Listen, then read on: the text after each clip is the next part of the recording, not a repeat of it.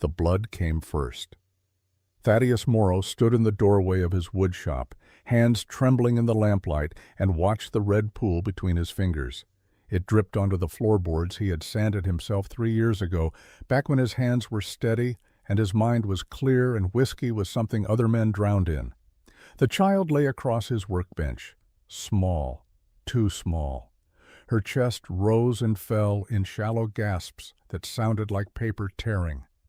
He pressed a rag against the gash on her temple where she had struck the doorframe when she fell. The blood soaked through. He grabbed another rag. That one soaked through too. "Stay with me," he whispered. The girl's eyes rolled beneath closed lids. Her lips moved, but no sound came, just the faint whistle of air through broken teeth. Thaddeus looked at his hands again, at the blood that was not his own, at the way his crooked fingers, the ones that had never straightened right after the bridge accident in '79, curled inward like claws trying to hold something that kept slipping away. He had held his daughter Jane like this once, 6 years old, typhoid fever burning through her small body, while he knelt beside her bed and begged God for a trade. "Take me instead. Let her live." God had not answered. Jane died 3 hours before dawn on a Tuesday in August of 1886. Her mother Clara followed her 6 days later. Same fever, same silence from heaven. Thaddeus had buried them both on a hillside overlooking Redemption Falls. He had stood at their graves with dirt under his fingernails and a bottle in his coat pocket and had made himself a promise. He would never hold another child again. He would never risk another trade God would not take. And now, 18 months later, here he was, hands covered in blood, a child dying on his workbench, and no idea who she was or why she had crawled to his door through a blizzard that should have killed her miles ago. The clock on the wall said 11 o'clock, December 14th, 1887. The coldest night Montana had seen in a decade. Thaddeus pressed the rag harder against her temple. The bleeding slowed. Not stopped, but slowed. He would take what he could get. He looked at her face, tried to see past the swelling and the bruises and the blood caked in her hair. She could have been anyone's daughter, 7, maybe 8 years old. Dark curls matted with snow and mud. A torn dress that might have been blue once before someone ripped it half off her back. And the wounds, God in heaven, the wounds. He had seen men flogged in the army, had seen prisoners whipped until their backs looked like plowed fields, but he had never seen it done to a child. 47 marks. He counted them twice while he cleaned her with water heated on the stove. 47 welts crisscrossing from her shoulders to her waist, some fresh, still weeping, some half-healed, some old enough to have scarred white against her brown skin. The pattern was unmistakable. Braided leather, a quirt with a silver cap on the handle, the kind rich men carried, the kind that left marks like signatures. Someone had beaten this child methodically, regularly, for weeks, maybe months, and she had run, through a blizzard, barefoot, half-dressed. She had run until she found his door and collapsed against it like a sack of grain dropped from a wagon. Why his door? Thaddeus looked around his shop, at the furniture in various states of incompletion, at the tools he had not touched in days, at the empty bourbon bottles lined up along the back wall like soldiers standing watch over his slow suicide. This was not a place people came for help. This was a place people walked past with their heads down, embarrassed for the man inside who used to be somebody. He lifted the girl's hand. Her fingers were blue at the tips. Frostbite. Another hour outside and she would have lost them. He wrapped them in a clean cloth and tucked her hand under the blanket he had draped over her. She stirred. Her eyes fluttered open. Just the left one. The right was swollen completely shut. She looked at him. He looked back. For 3 seconds, maybe 4, they simply stared at each other. Her one good eye, wide and terrified. His eyes burning with something he could not name because he had spent 18 months trying to forget what caring felt like. Then she moved, fast, faster than he expected from someone half dead. Her hand shot to the pocket of her torn dress, pulled something out, pressed it into his palm. A locket, small, tin, the kind you could buy for 50 cents at any general store. She closed his fingers around it. Her grip was weak but insistent. "Please," she whispered. One word, barely audible, but it hit him like a fist to the chest. Then her eye rolled back, and she went limp again. Thaddeus stood there holding the locket. It was warm from her body heat. He turned it over in his palm. There was a catch on the side. He pressed it with his thumb. The locket opened. Inside was a photograph, faded, bent at the corners, but clear enough. It showed a man and a woman standing in front of a small house. The man held a baby wrapped in white cloth. The woman's hand rested on the man's shoulder. And beside them, one hand on the baby's blanket, stood another man, younger, clean-shaven, wearing a black suit and a badge on his chest. Thaddeus brought the locket closer to the lamp. The man with the badge was him, 20 years younger, 30 pounds lighter, back when he still believed a badge meant something. Back when he worked for Pinkerton out of Helena and thought catching criminals would fill the hole his father's death had left. He stared at his younger self, at the hope in his eyes, at the way he smiled down at the baby like she was something precious. Then he flipped the photograph over. On the back, in careful handwriting, someone had written Rose's christening, April 1879. Her godfather, Thaddeus Morrow, Pinkerton detective. The locket slipped from his fingers, hit the floor, clattered across the boards. Rose, Rosalie Brennan, Frank and Lily Brennan's daughter.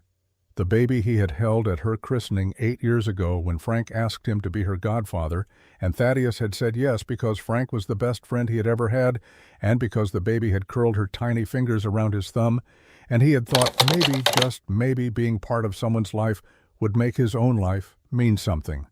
But that was before Clara got pregnant, before Jane was born, before he quit the Pinkertons to raise his own daughter in a town where bullets did not fly and criminals did not know his name, before he lost touch with Frank and stopped answering letters and let their friendship die the slow death of good intentions and poor follow-through. And then, 2 months ago, he had heard. Fire at the Brennan place. Frank and Lily dead. Their daughter Rosalie, too. He had gone to the funeral. Drunk, late, stood in the back while Pastor Holt said words over 3 coffins. 2 large, 1 small. He had not looked at the small coffin. Could not.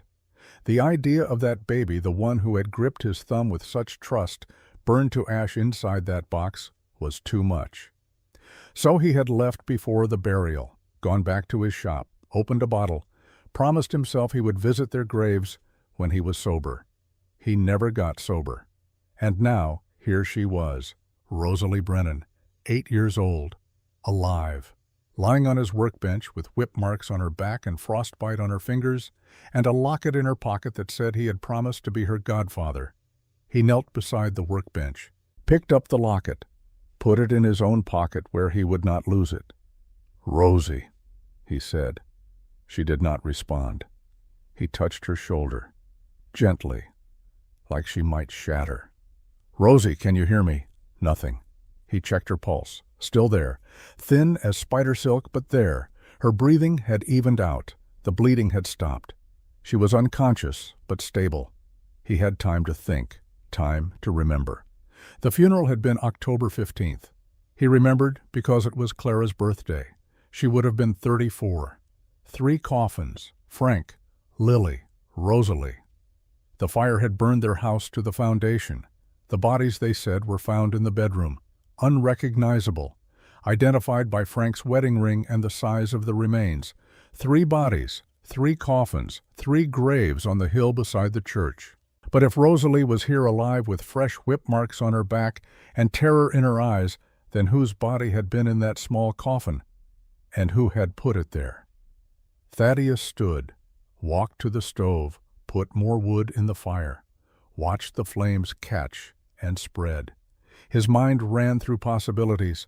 Someone had lied about Rosalie's death. Someone had buried a child's body that was not hers and told the town she was dead. Someone had taken her instead, kept her, beaten her, for 2 months, and she had escaped, somehow, through a blizzard, to find the one man who had made a promise to protect her 8 years ago. A promise he had forgotten, a promise he had abandoned along with his badge and his sobriety and any belief that he could save anyone from anything. He looked at her sleeping form, at the rise and fall of her small chest, at the scars that would never fully heal. Behind him, the shop door rattled. Wind, he thought. Just wind.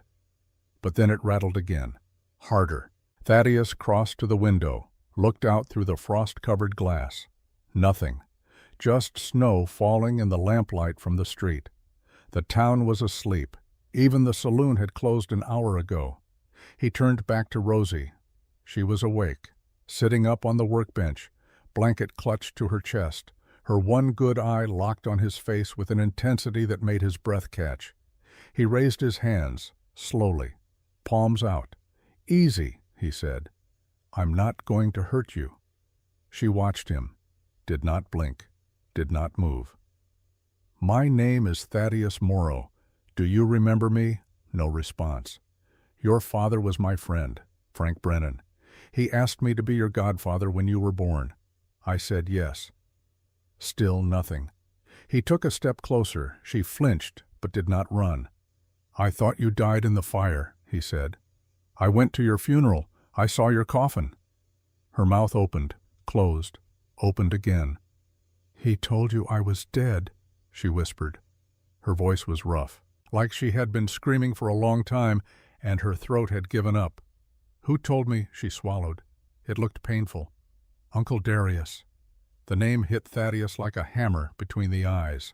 Darius Klein, his old partner, his best friend, the man he had trusted with his life 20 times over when they worked the territory together. The man who had saved him from a knife fight in Butte and carried him 2 miles with a bullet in his own leg because Thaddeus had been too shot up to walk. The man who had quit the Pinkertons after his wife and daughter died. The man who had looked at Thaddeus in a Helena saloon and said, "You chose the law over my family, and I will never forgive you for that." The man who had disappeared for 2 years and then resurfaced in Redemption Falls with money from nowhere and a ranch outside town and a coldness in his eyes that had not been there before. Darius Klein. Thaddeus felt something crack inside his chest, something that had been frozen for 18 months. "Darius," he said. "Darius told me you were dead."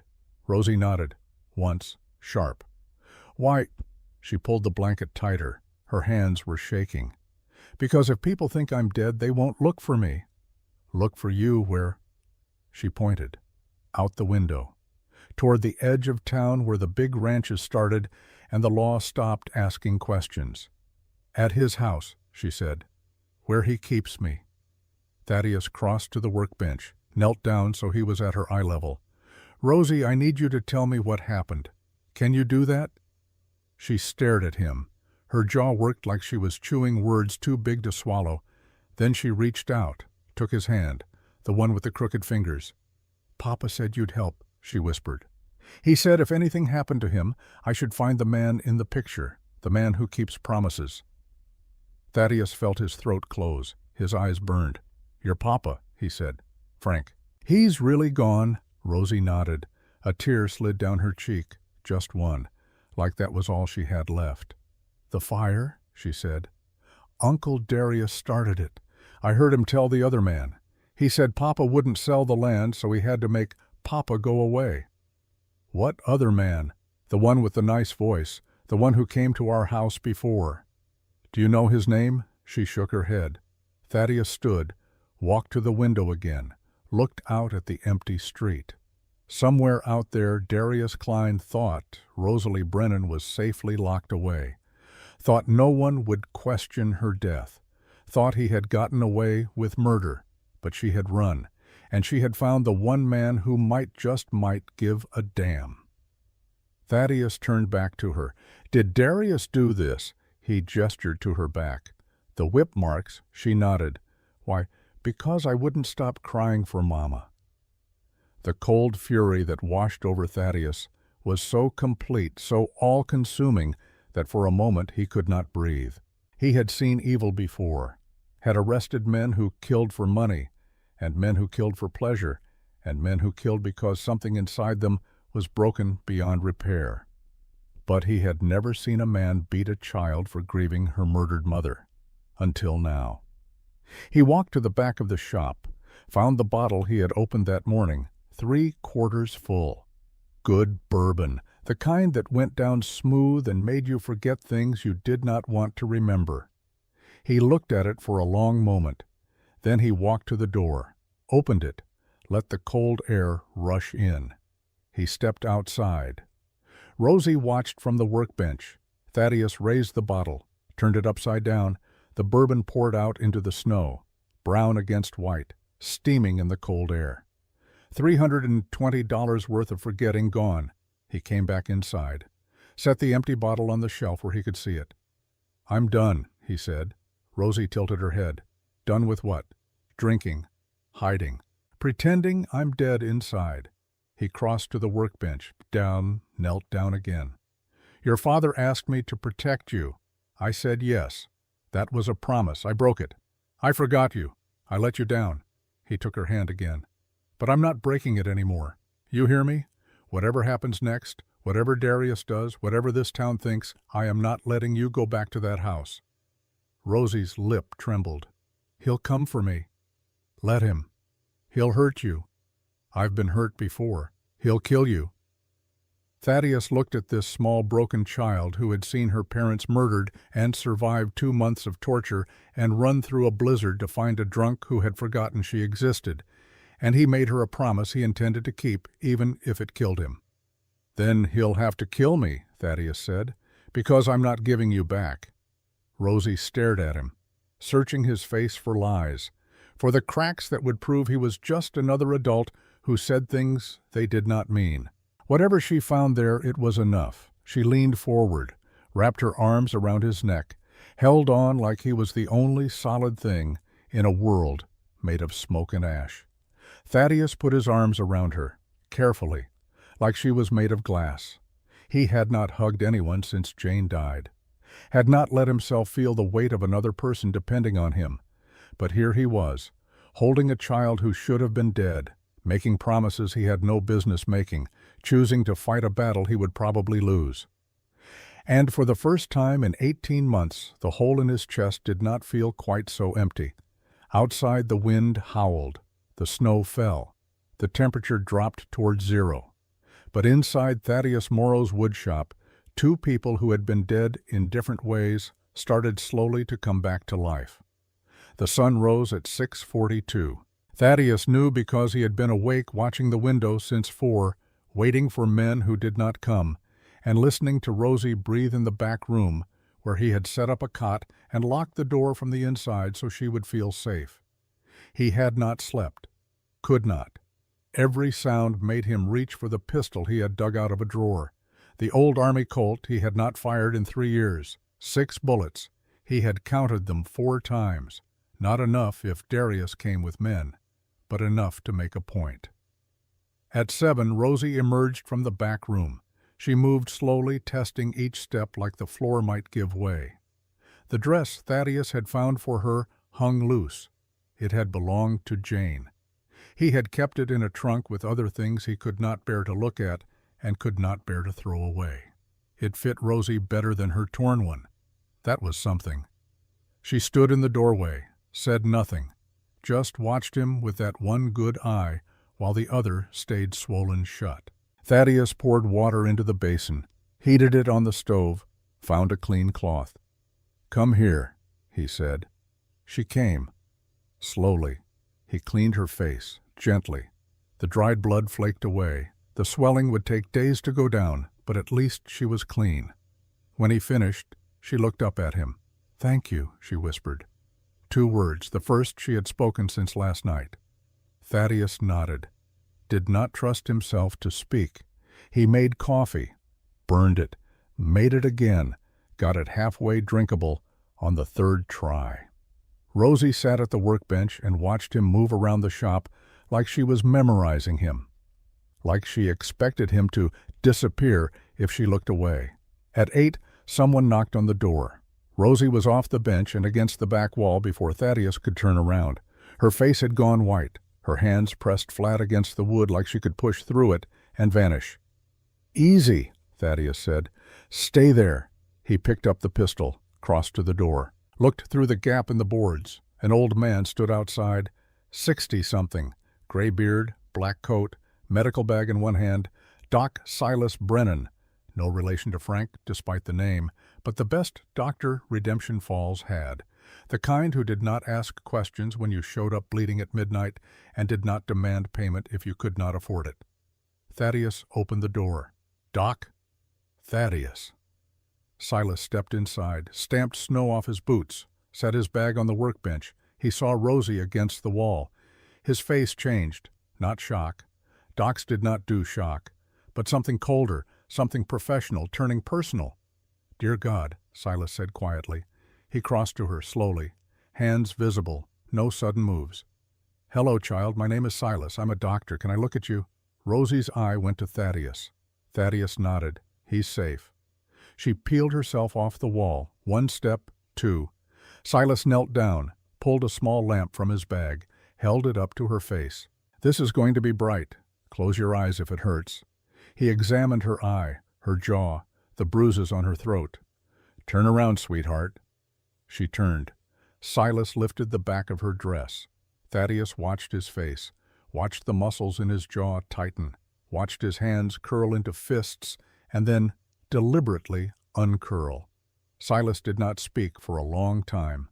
When he did, his voice was steady, but his eyes were not. "These marks are 3 to 4 weeks old, layered, systematic." He looked at Thaddeus. Whoever did this knew exactly how much pain they could cause without killing her. Darius Klein. Silas's eyebrows rose. Darius, he has her, had her, since the fire. The fire that killed her parents. The fire Darius started. Silas stood, closed his bag with hands that shook just slightly. "That's a hell of an accusation, Tad." "It's the truth." She heard him. She saw him. Silas looked at Rosie. "Is that true, child?" Rosie nodded. Silas ran a hand through his beard, walked to the window, stared out at the street. "Judge Morrison granted Darius guardianship 2 months ago. Legal papers, signed and sealed. Built on lies. Prove it." Thaddeus pulled the locket from his pocket, handed it to Silas. The doctor opened it, looked at the photograph, read the inscription. "You're her godfather." "I am." "Frank asked you, 8 years ago. And you accepted?" "I did." Silas handed the locket back. "Then you have standing. Legal standing. You can contest the guardianship. How long will that take?" "Weeks, maybe months. The territorial court moves slow." "She doesn't have weeks." Silas looked at Rosie, at the scars on her back, at the terror still living in her eyes. "No," he said quietly. "She doesn't." He turned to Thaddeus. "Darius will come for her. You know that." "I'm counting on it. He won't come alone." "I know." "Sheriff Taggart is on his payroll." "I know that too." Silas shook his head. "You're one man, Tad. A drunk one at that. No offense." "None taken. You can't fight Darius and the law and half this town. Watch me." Silas stared at him, measuring, the way a doctor measures a patient to see if they will survive or if they are too far gone to save. Whatever he saw, it must have been enough. "I'll testify," Silas said, "in court. I'll document these injuries, photograph them if I have to. But Tad, you need more than a doctor's report. You need proof Darius killed Frank and Lily. You need witnesses. You need evidence that will hold up when Morrison tries to bury it. I'll find it." "How?" Thaddeus did not have an answer. Silas sighed, picked up his bag. "There's a group," he said. "Women. Widows. They've been keeping records, quiet-like. They think their husbands' deaths weren't accidents." "What kind of deaths?" "The kind that happened right after men refused to sell land." Thaddeus felt something click into place. A pattern forming. How many? 5, maybe 6, over 3 years. And Darius? Bought their land, every time, through some company, shell corporation. But it always ends up in his name eventually. Thaddeus looked at Rosie. Did your father own land? She nodded. By the creek. Papa said it was worth a lot. Said the railroad wanted it. Did Darius offer to buy it? Another nod. What did your father say? Rosie's voice dropped to barely a whisper. He said no. He said the land was mine, for when I grew up. Thaddeus turned to Silas. Where can I find these women? Esther Carver runs the general store. She'll talk to you. But Tad, be careful. If Darius finds out people are asking questions, he'll move fast, and he won't care who gets hurt. He already hurt everyone I care about. Silas looked at him, really looked at him, past the bourbon stink and the unshaved face and the man who had given up. Clara and Jane would be proud, Silas said quietly. What you're doing here, keeping your promise, they'd be proud. Thaddeus's throat tightened. He did not trust himself to speak. Silas left. The shop fell quiet. Rosie climbed back onto the workbench, sat with her knees pulled to her chest, watching the door. He'll come today, she said. Maybe. He always finds me when I run. You ran before? She nodded. 3 times. He caught me every time. What did he do? She pulled her sleeves down over her wrists, did not answer. Thaddeus crossed to her, sat on the floor beside the workbench, so she was higher than him, so she felt safe. Rosie, I need to know. If Darius comes, if he tries to take you, I need to know what I'm up against. She was quiet for a long time. Then she spoke. So soft, he almost missed it. He has 2 men. They watch the house. They hit me if I make noise. And Judge Morrison comes sometimes. The man with the nice voice. He tells Uncle Darius what to do. Judge Morrison comes to Darius's house. She nodded. What does he say? I don't know. They send me to my room. But I heard him once, through the door. He said Papa was a problem. He said problems need to be solved before they get worse. When was this? The day before the fire. Thaddeus stood, paced the length of the shop. His mind raced. Judge Ambrose Morrison, county judge, well respected, about to be appointed to the Territorial Supreme Court if the rumors were true. And apparently a man who discussed solving problems the night before Frank Brennan's house burned to the ground. This was bigger than Darius, bigger than a drunk ex-detective and a scared child. This was corruption that went all the way to the bench. And Thaddeus Morrow, with 6 bullets and a promise, was supposed to fight it. He laughed, couldn't help it. The sound came out bitter and sharp. Rosie looked at him. What's funny? Nothing. Everything. I don't know. He sat down on the floor again, put his head in his hands.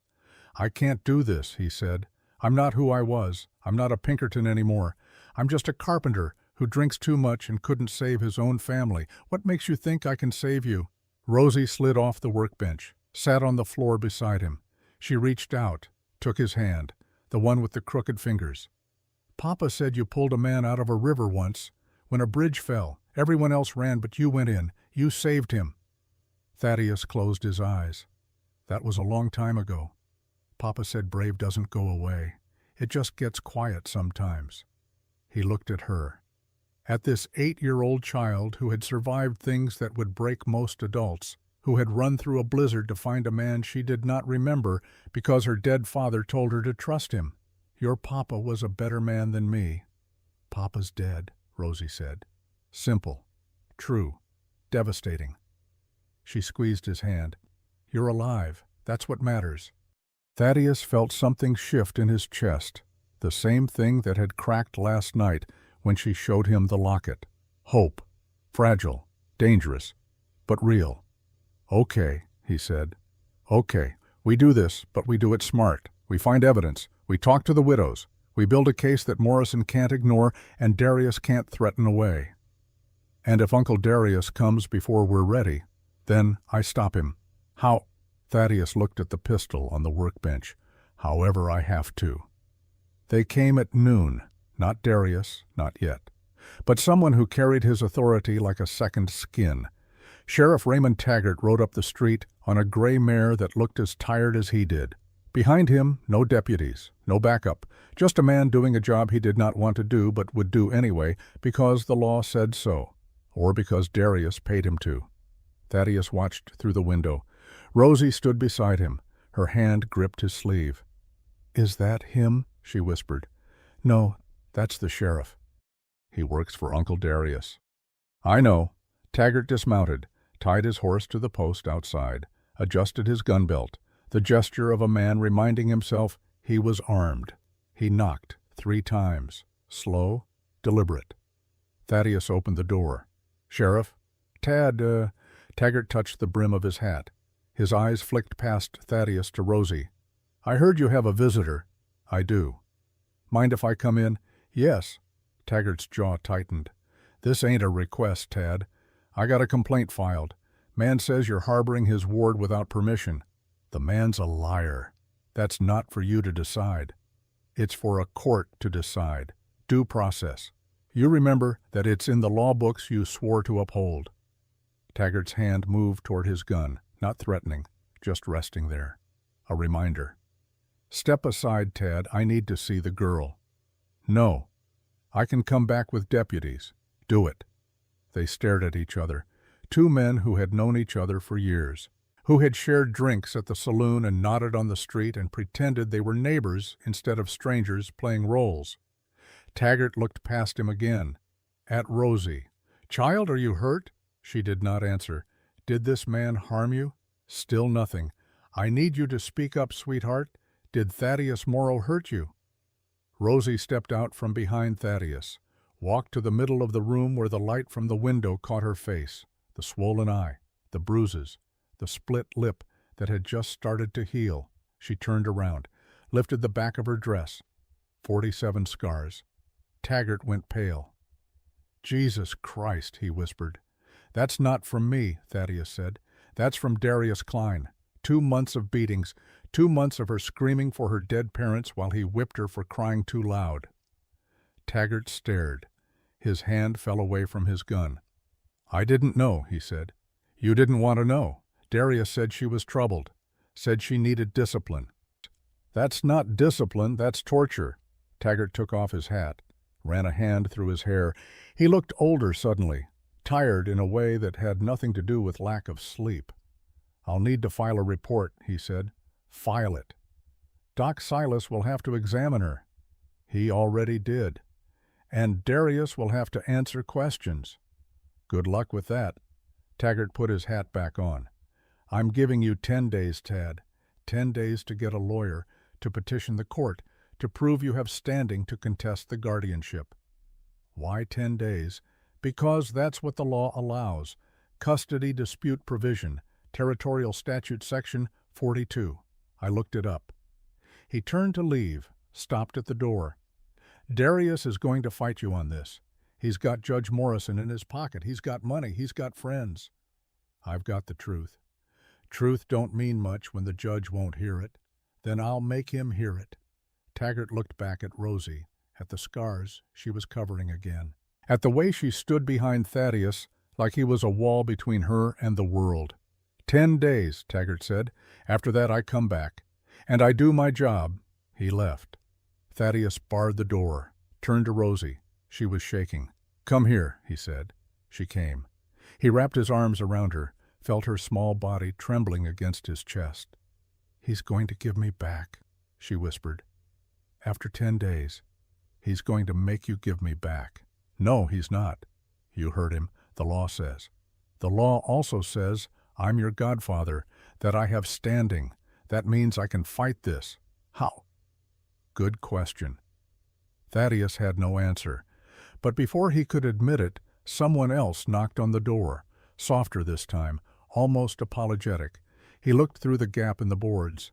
A woman stood outside, middle-aged, gray hair pulled back in a bun, worn coat, tired eyes that had seen too much and somehow kept going. He recognized her. Esther Carver, owned the general store on Main Street, widow. Lost her husband 3 years ago to a fall from a grain silo. An accident, they said. Thaddeus opened the door. "Mrs. Carver?" "Mr. Morrow." She held a basket covered with cloth. "I heard you had a young visitor. Thought you might need supplies." That's kind of you.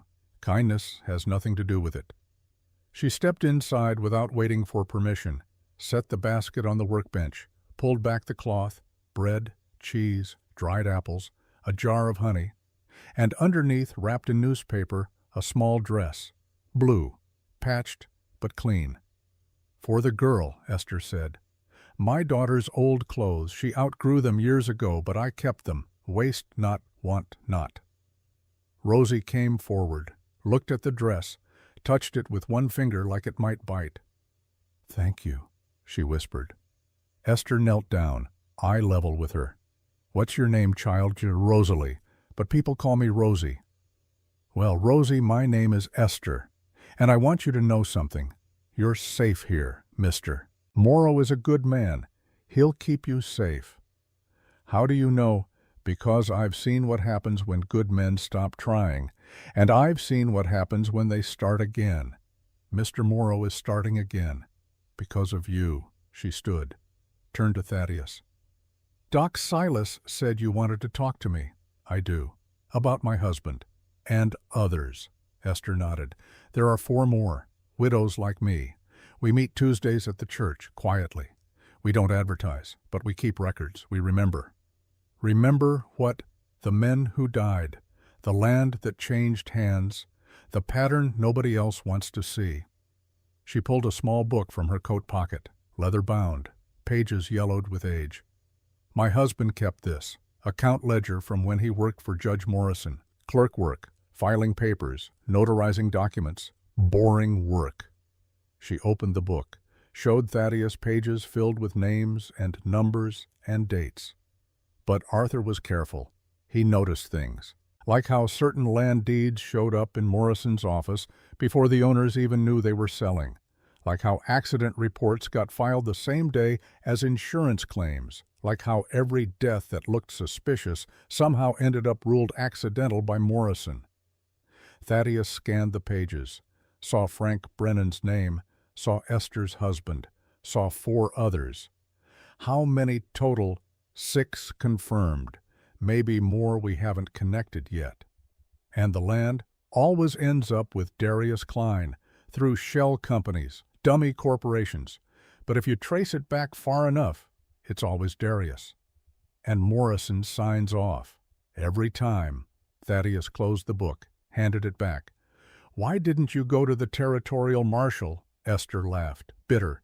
With what? A dead clerk's suspicions.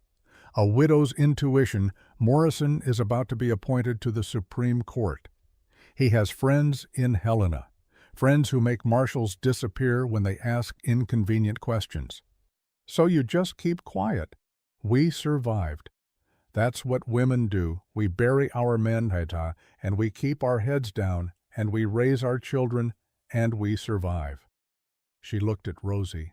But surviving isn't the same as living. And watching another child suffer for men's greed crosses a line I won't ignore anymore. She put the book back in her pocket. Tuesday, 6 o'clock, Methodist Church basement.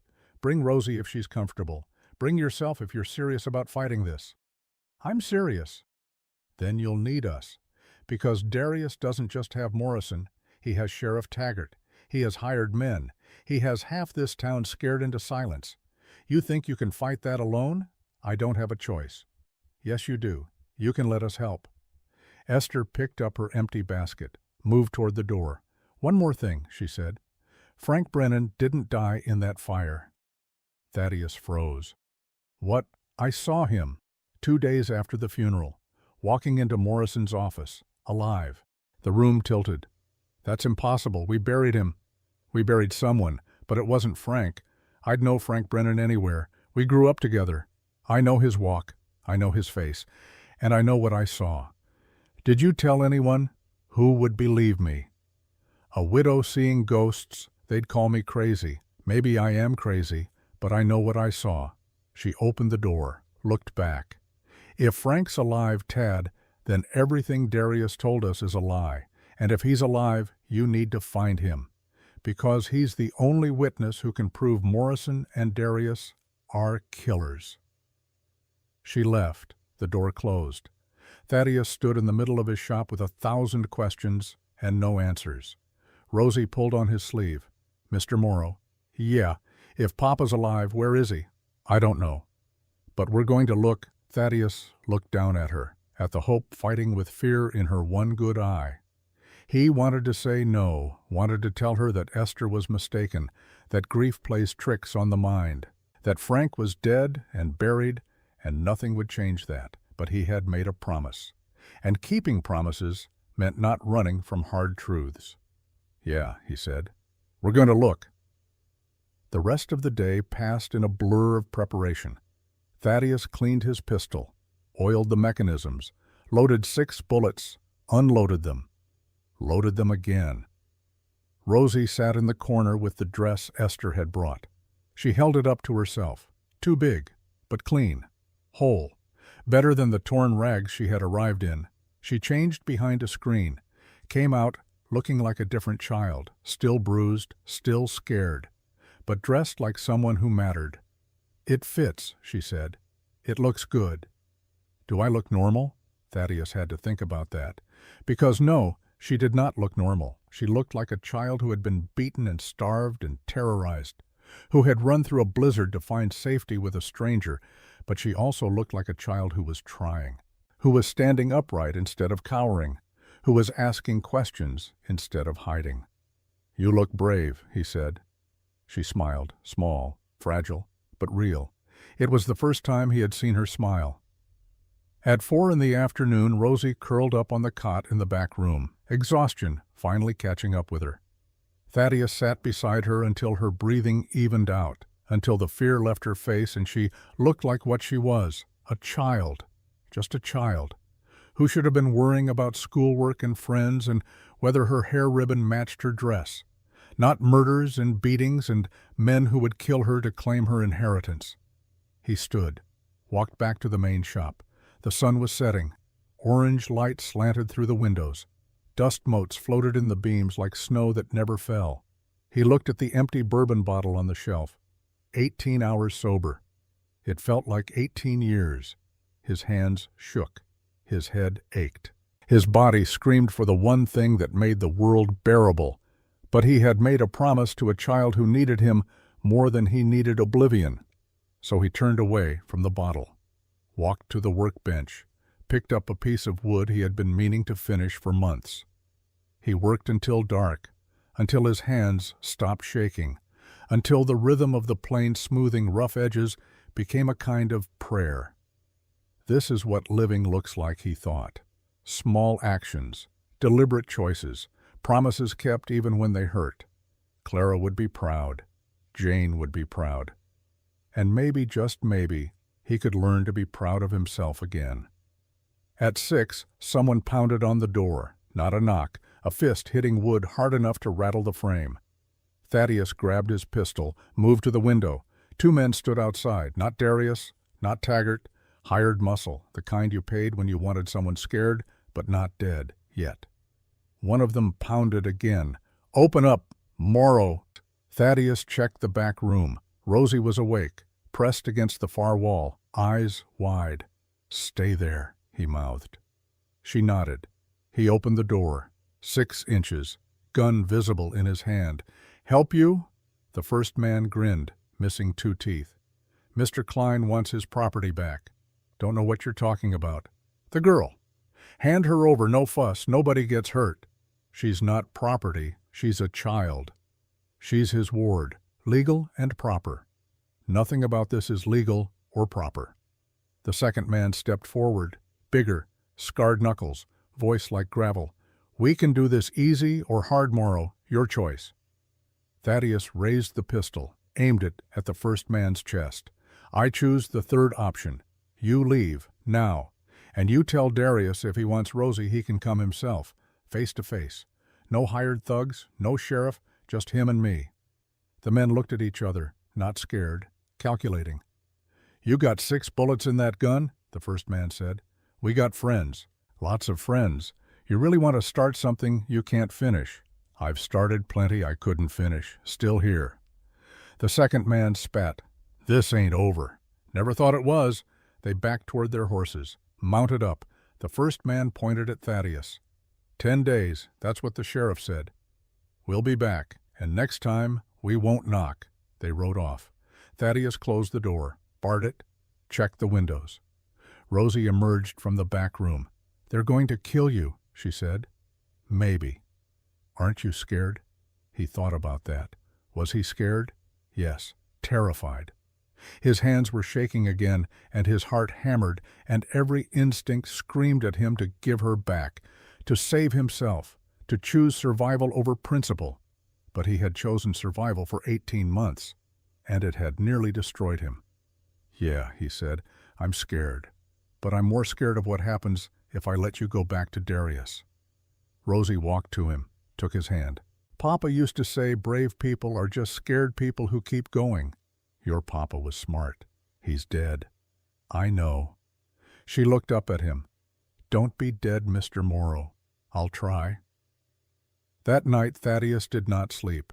He sat by the window with his pistol in his lap and watched the street, watched the shadows, watched for men who did not come, but would, eventually. Rosie slept in the back room. He checked on her every hour. She never woke, just breathed, in and out, alive. That was enough. At 3 a.m, sitting in the darkness of his shop, Thaddeus Morrow made himself a promise. 10 days. 10 days to find evidence, to talk to the widows, to locate Frank Brennan if he was alive, to build a case strong enough to make Judge Morrison sweat. 10 days to keep a child safe. 10 days to prove that some promises were worth dying for. He looked at the empty bourbon bottle on the shelf. Then he looked at the closed door to the back room where Rosie slept. And he knew which one mattered more. The sun rose on day 2. Thaddeus Morrow was still sober, still alive, still keeping his promise, and somewhere out there, Darius Klein was running out of patience. December 16th arrived with the kind of cold that made breathing hurt. Thaddeus stood on the porch of his shop at dawn, watching his breath turn to frost in the air. Behind him, through the closed door, Rosie was still sleeping, or pretending to sleep. He could not always tell which. The town was waking up, smoke rising from chimneys, the blacksmith's hammer already ringing against steel. Normal sounds, the kind that made you forget there were men out there who would kill a child for money. But Thaddeus could not forget. He had spent the night cataloging every sound, every footstep on the frozen street, every horse passing in the dark, waiting for Darius to come, waiting for hired guns to kick down his door. They had not come. Not yet. But they would. He knew Darius too well to think otherwise. 30 years of history sat between them. 30 years of shared danger and trust, and the kind of bond men form when they depend on each other to stay alive. All of it gone now, burned away like the Brennan house, like Frank and Lily, like everything good Darius had once been. Thaddeus heard movement behind him, turned to see Rosie standing in the doorway. She wore the blue dress Esther had brought. Her hair was tangled from sleep. Her face still carried the bruises, but the swelling around her eye had gone down enough that she could almost open it.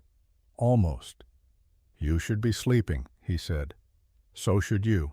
Fair point. She came and stood beside him on the porch, close enough that her shoulder touched his arm. Not quite touching, but near. The way a child tests the water before diving in. They stood like that for a while, watching the town wake up, watching people move through their lives with no idea that a child had almost died 2 nights ago, that she might still die if Thaddeus failed to keep his promise. "Mr. Morrow," Rosie's voice was quiet, careful. "Yeah, how do you know Uncle Darius?" The question he had been avoiding. The one he knew would come, but hoped might wait a little longer. "We worked together," he said, "a long time ago." "Doing what?" "Catching bad men." She looked up at him. "Uncle Darius caught bad men." "He used to." "What happened?" Thaddeus sat down on the porch steps. His knees ached. His back ached. Everything ached when you were 56 and had not slept in 48 hours. Rosie sat beside him. "It's a long story," he said. "I like long stories." He looked at her, at this child who had earned the right to know why the man who beat her had once been someone worth trusting. Darius and I met in '75, Thaddeus began. We were both working for Pinkerton, detective agency out of Chicago. They sent us to Montana Territory to stop a gang robbing payroll wagons. He could still see it. The younger version of himself stepping off the train in Butte with a badge pinned inside his coat and a head full of ideas about justice. And there on the platform, leaning against a post like he owned the world, was Darius Klein, 30 years old, lean as a whip, eyes that missed nothing, a smile that said he had seen all your tricks before you thought of them. First thing he said to me was, "You look like you still believe the law matters. Give it 6 months." Rosie tilted her head. "Did you give it 6 months?" She nodded. "I gave it 5 years. 5 years of chasing rustlers and conmen and killers across 3 territories with Darius watching my back every step." Thaddeus leaned forward, rested his elbows on his knees. The memories came fast now. Too fast. He tried to slow them down, but they kept coming. We were good together. He was fast. I was careful. He took risks. I planned escapes. We closed 32 cases, saved 12 lives, got shot at more times than I can count. "Did you ever get shot?" "Twice. Darius pulled me out both times." He touched his left shoulder. Under the shirt, under the skin, was a scar from an 1877 knife fight in a Helena saloon. "This one nearly killed me. Lost so much blood I passed out. Darius carried me 2 miles to a doctor, had a bullet in his own leg, but he did not stop until I was safe." "He saved your life." "More than once." Rosie was quiet for a moment, processing, trying to match the man who saved lives with the man who had beaten her for crying. "What changed?" she asked. Thaddeus took a breath, let it out slow. August 18th, 1880. Darius had a wife, Anna, and a daughter, Lily. She was 4 years old. He could see Lily in his mind, dark curls like Rosie's, a laugh that sounded like bells. Darius used to carry a photograph of her in his pocket, showed it to everyone. Bored saloon keepers to death talking about how smart she was, how she could already read, how she was going to be somebody important when she grew up. They lived on a small ranch outside Butte, nothing fancy, just enough land to keep a few horses and grow vegetables. Darius was saving up to buy more, wanted to quit the Pinkertons, settle down, raise his daughter somewhere she would not have to worry about her papa getting shot. The wind picked up. Thaddeus pulled his coat tighter. But that summer there was a drought. Crops failed. Darius could not make his mortgage payments. Bank sent a notice. Foreclosure. 30 days to pay or get out. Did he pay? He tried. Borrowed from everyone he knew, sold his horse, sold his gun, but it was not enough. On the 30th day the sheriff came with deputies to evict them. Thaddeus closed his eyes. He had not been there. Had been in Helena working another case. But Darius told him later, every detail, over and over, in a cell where they held him so he would not kill the man responsible. There was a young deputy, nervous, probably his first eviction. He was supposed to just stand there while they removed Anna and Lily's belongings from the house. But Lily started crying. She was 4. She did not understand why strangers were taking her things. Rosie's hand found his, squeezed. The deputy's gun went off, accidental. Nobody meant for it to happen. But Anna was standing right there. The bullet went through her chest. She died before she hit the ground. And Lily ran to her mother, got blood all over her dress, started screaming, would not stop. They took her to the doctor, but she had seen her mother die. Something broke in her. She stopped eating, stopped talking. 3 days later she died too, just gave up. Tears ran down Rosie's face, silent. She did not wipe them away. Darius was in Helena when it happened. I had to tell him, worst day of my life. I walked into that hotel room and I saw his face, and I knew he could see it in mine. He knew before I said a word. Thaddeus remembered the sound Darius made, not a scream, not a sob, something animal, something that came from a place deeper than grief. He went after the deputy, found him in a saloon 2 days after the funeral, beat him so bad they thought he was dead. I pulled Darius off, held him down while he fought me, while he screamed that I was choosing the law over his family. Were you, the question, hit like a fist. I thought I was choosing his life. The deputy was barely 20, scared kid who made a mistake. If Darius killed him, they would hang Darius. And I could not lose my partner and my friend on top of everything else. What did Uncle Darius say?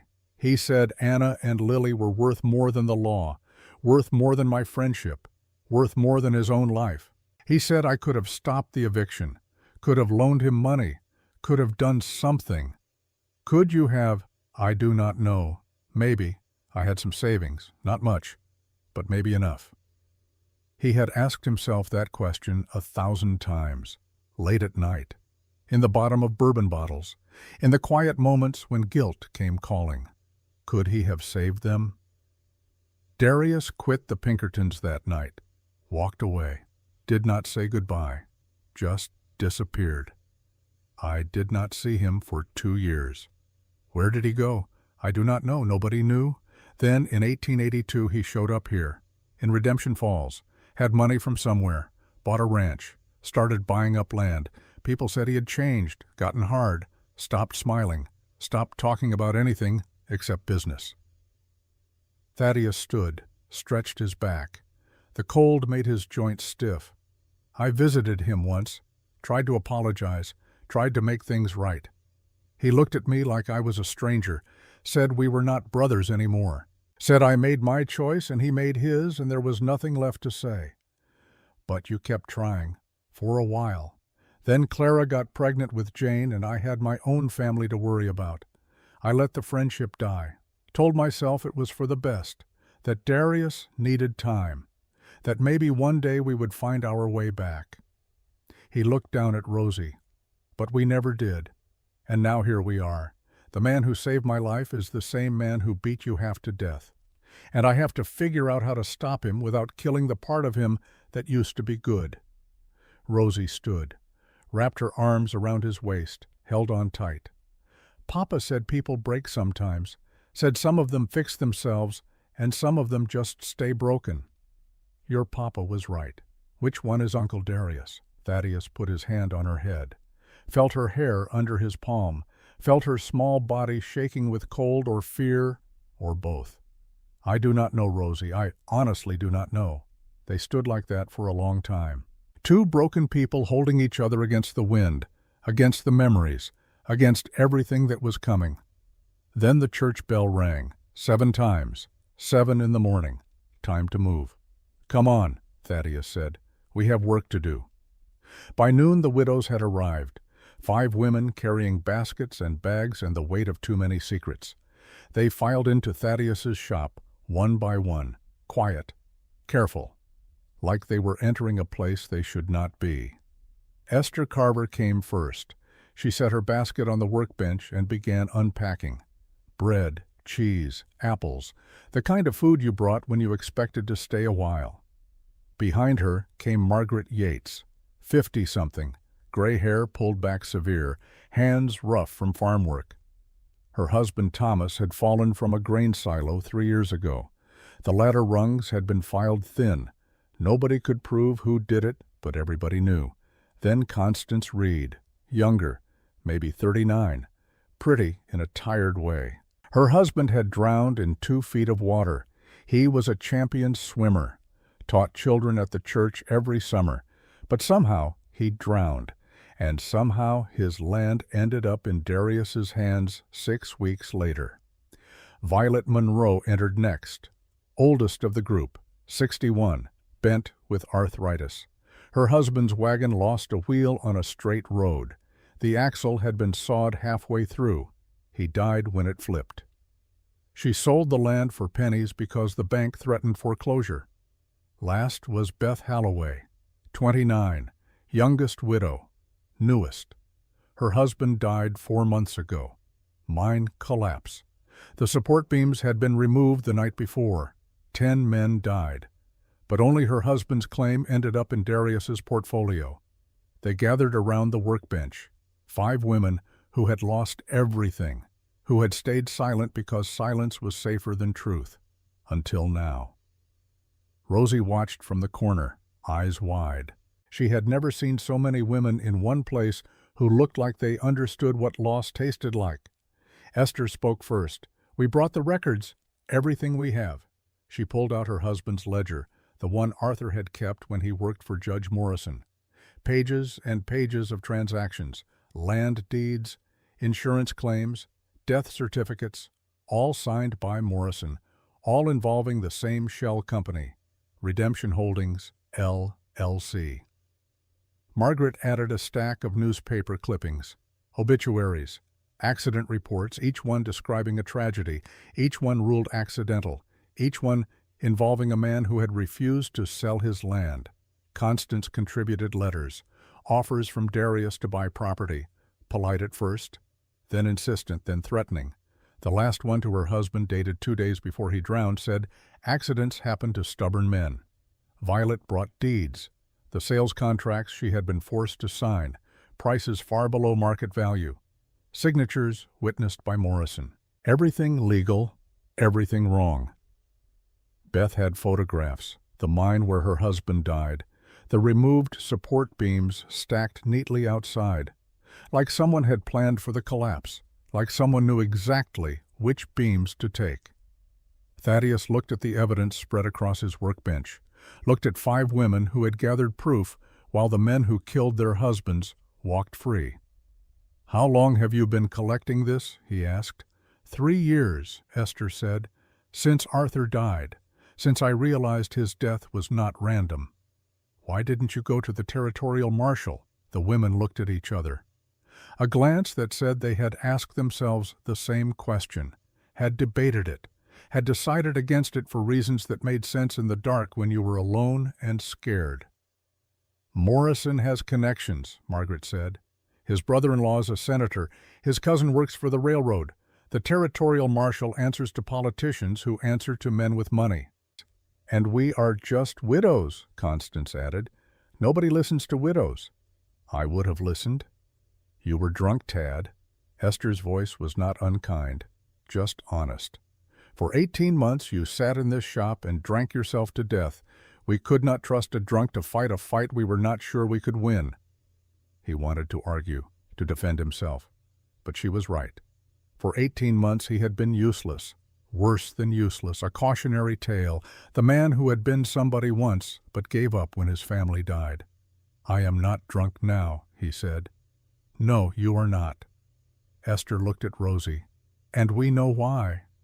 "So what do we do with all this?" Thaddeus gestured at the evidence. "Morrison will bury it. Taggart will ignore it. And Darius has 10 days before he can legally take Rosie back." "We go public," Beth said. She was young, but her eyes were old. Widow eyes. "We present this at the church, Sunday service. Whole town there. Make them look. Make them see. Morrison will deny everything. Let him deny it in front of 200 witnesses." Violet nodded. "Morrison cares about his reputation, cares about his appointment to the Supreme Court. He will not want scandal." "He will want it less than he wants the truth buried," Thaddeus said. "Then we make the truth too loud to bury." It was a good plan, maybe their only plan, but it had holes. "That is 4 days from now," Thaddeus said. "Sunday is the 20th. Darius will not wait that long." "He has to," Esther said. "Taggart gave you 10 days. Darius cannot move openly until the deadline passes, or he looks guilty. He is guilty. Being guilty and looking guilty are different things. Morrison has taught Darius that much. Appearances matter, and right now Darius has the law on his side. He has to play by the rules until the rules run out."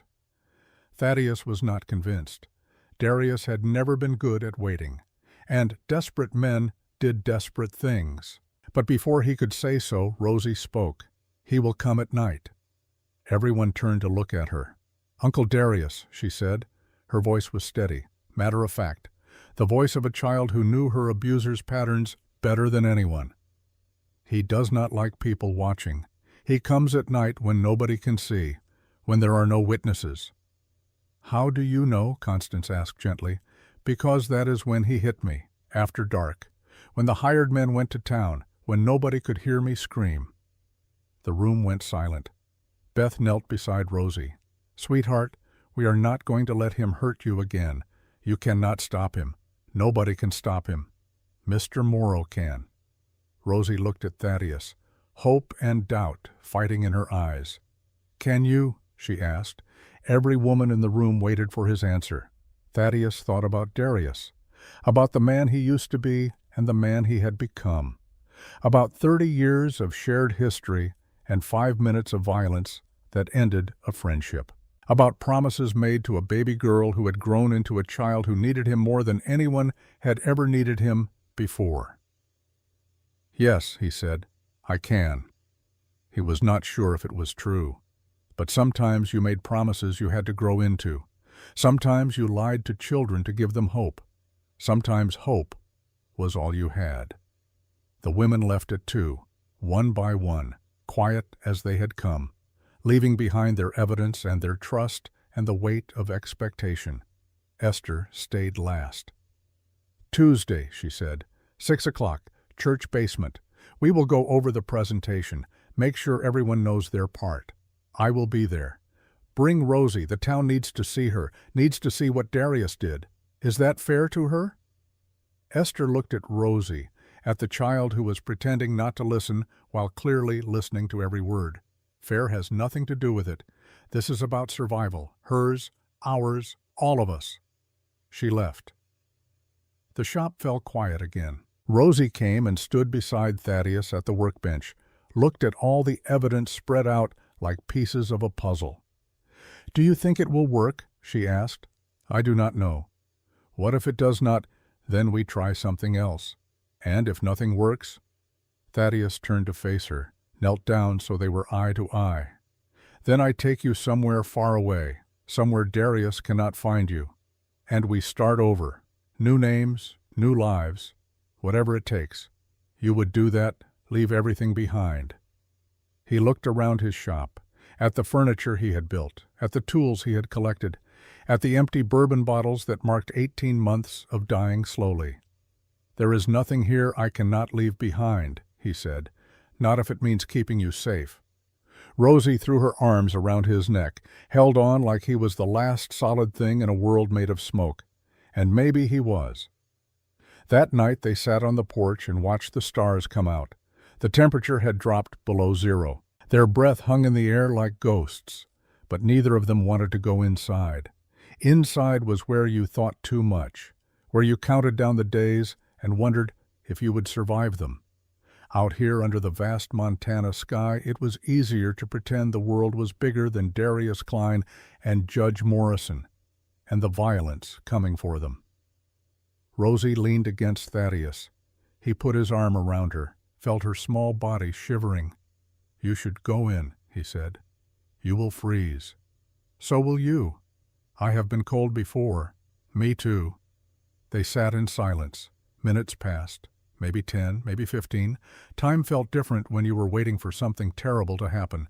Finally Rosie spoke. "Do you believe in heaven, Mr. Morrow?" The question caught him off guard. He had to think about it, really think. "I used to," he said. "Before Clara and Jane died, I believed God watched over good people, that when they died, they went somewhere better. But not anymore. I do not know what I believe anymore." Rosie was quiet for a moment. Then she said, "Papa believed. Mama too. They said heaven was real. Said everyone we love who dies is there waiting for us. What do you think? I think if heaven is real, Papa and Mama are there, and they are watching, and they are sad. I got hurt, but happy I found you." Thaddeus felt his throat tighten. "I think they are proud of you," he said. "Running through that blizzard, surviving everything Darius did, finding help when you could have given up. I almost gave up, lots of times. But you did not." "No, because Papa told me about you, about the promise you made, about how you were the bravest man he ever met." "I am not brave, Rosie. I am terrified every second of every day." "Papa said brave people are just scared people who keep going anyway." Thaddeus smiled. "Your papa said that a lot, did he not?" "He said it to me when Mama got sick, when I was scared she would die. He said being scared was okay, giving up was not." "And did it help when your Mama died?" Rosie's voice dropped to a whisper. No, it still hurt. It still hurt so much I wanted to die too. He pulled her closer. They sat like that until the stars were bright enough to cast shadows, until the cold became too much even for stubbornness. Then they went inside, barred the door, checked the windows, made the shop as safe as four walls and a lock could make it, which was not very safe at all. But it was what they had. Rosie went to the back room. Thaddeus heard her moving around, getting ready for sleep. The small sounds of a child trying to build a routine in a world that kept breaking. He sat at the workbench, looked at the evidence the widows had left, wondered if it would be enough, wondered if anything would be enough against men who killed without conscience and ruled without consequences. His fingers trembled against his will, from the absence of bourbon. 48 hours sober, and his body still screamed for it, still begged him to go to the saloon, to buy a bottle, to make the shaking stop. But he had promised Rosie, and promises, it turned out, were stronger than cravings. At midnight the attack came, not Darius, not yet, but the men he sent to soften Thaddeus up, to make him scared, to show him that protection was an illusion and safety was a lie. The first sound was glass breaking. The shop window on the east side, then the west. 2 windows at once, coordinated. Thaddeus grabbed his pistol, moved toward the back room. "Rosie, stay there. Lock the door." He heard her scramble, heard the lock turn. Then the front door shook. Someone hitting it with something heavy. Once, twice, 3 times. The bar held, barely. Thaddeus moved to the window, looked through the gap in the boards. 2 men. The same ones from yesterday, plus a third, bigger, meaner looking. The kind you hired when you wanted someone hurt bad. They were not trying to get in, not yet. They were making noise, drawing attention, making sure anyone awake heard that Thaddeus Morrow was under attack, and making sure nobody came to help, because who helps a drunk protect a child that is not his? The pounding continued. The door frame cracked. Thaddeus aimed his pistol through the broken window, fired once into the air. The shot echoed through the empty street. The pounding stopped. One of the men laughed. "That all you got, Morrow? 6 bullets? We can wait all night." Another voice, familiar. "Esther, he has got more than 6 bullets." Thaddeus looked across the street. Esther stood on her porch, shotgun raised, aimed at the 3 men. "He has got 5 widows with 5 shotguns who are tired of watching men like you get away with murder." One by one the other widows appeared.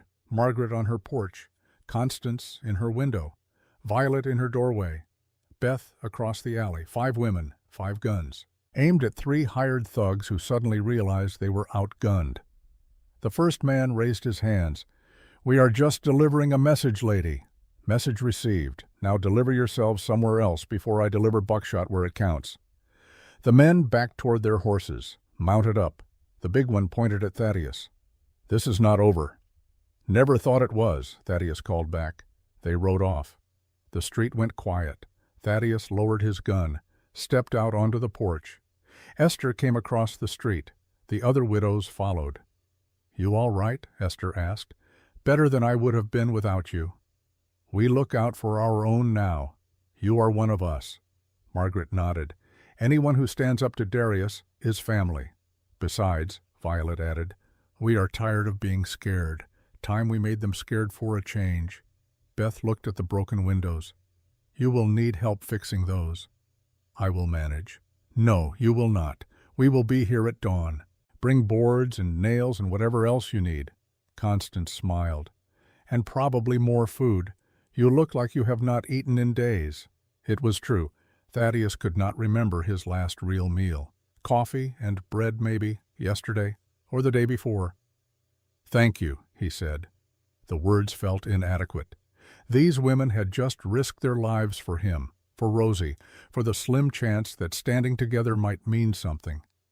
Esther put her hand on his shoulder. "Do not thank us yet. We have not won anything. We have just made ourselves targets alongside you." "I know. But we are done being victims, done letting men like Darius and Morrison take everything while we stay quiet." She looked him in the eye. "Are you done too, Tad?" He thought about 18 months of bourbon, 18 months of dying slowly while the world moved on without him.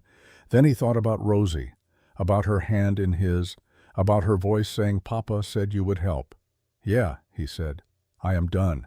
The widows left. Thaddeus barred the door, checked on Rosie. She was sitting up in bed, eyes wide, shaking. "I heard gunshots. It is over now. Nobody got hurt. They came for me. They came to scare us. They failed." She did not look convinced.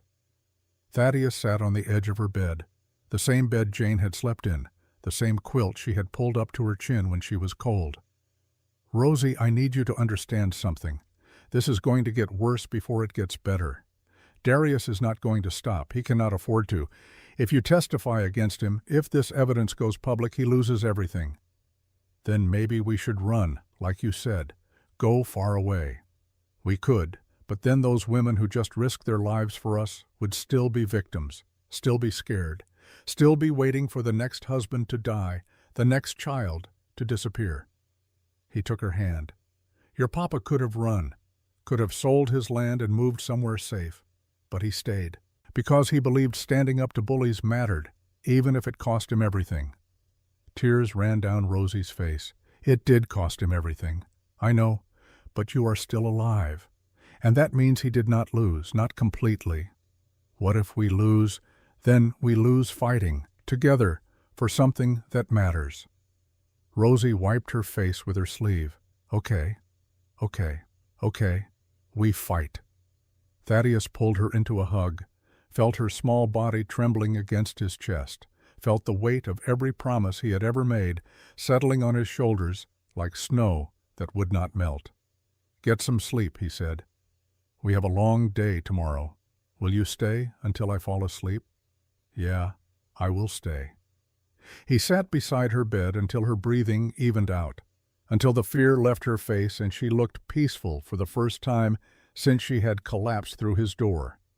Then he went back to the main shop, swept up the broken glass, covered the windows with boards, made a list of repairs that would take days he did not have.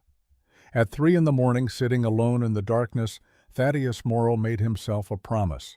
When this was over, when Rosie was safe, he would visit Darius one last time, not to fight, not to arrest, just to ask one question. Was it worth it? Was all this blood and suffering and destruction worth the money, worth the land, worth whatever he was trying to prove to a world that had taken everything from him? Thaddeus did not know if he would get an answer, did not know if Darius even knew himself, but he owed his old friend that much. One final conversation between two men who had saved each other's lives a dozen times and now stood on opposite sides of a war neither of them wanted. The sun would rise in 4 hours, day 3 of 10, 7 days left to find proof, to build a case, to save a child, 7 days to become the man he used to be, the man Clara had loved, the man Jane had trusted, the man Frank Brennan believed would keep his promise. Thaddeus closed his eyes, tried to sleep, failed, so he did what he always did when sleep would not come. He worked, picked up a piece of wood, started carving, let his hands find a rhythm that kept the demons at bay. By dawn he had made a small horse, rough, simple, the kind a child might like. He set it on Rosie's bedside table, a gift, a promise, a symbol of something he could not quite name, hope maybe, or faith, or just the stubborn belief that some fights were worth losing sleep over. December 18th came with the kind of cold that made the world feel brittle. Thaddeus woke to find Rosie already awake. She sat at the workbench holding the carved horse he had made, turning it over in her hands like it was precious. "You made this?" she asked. "Couldn't sleep." "It is beautiful." "It is rough. I was out of practice." She looked at him. "I like rough.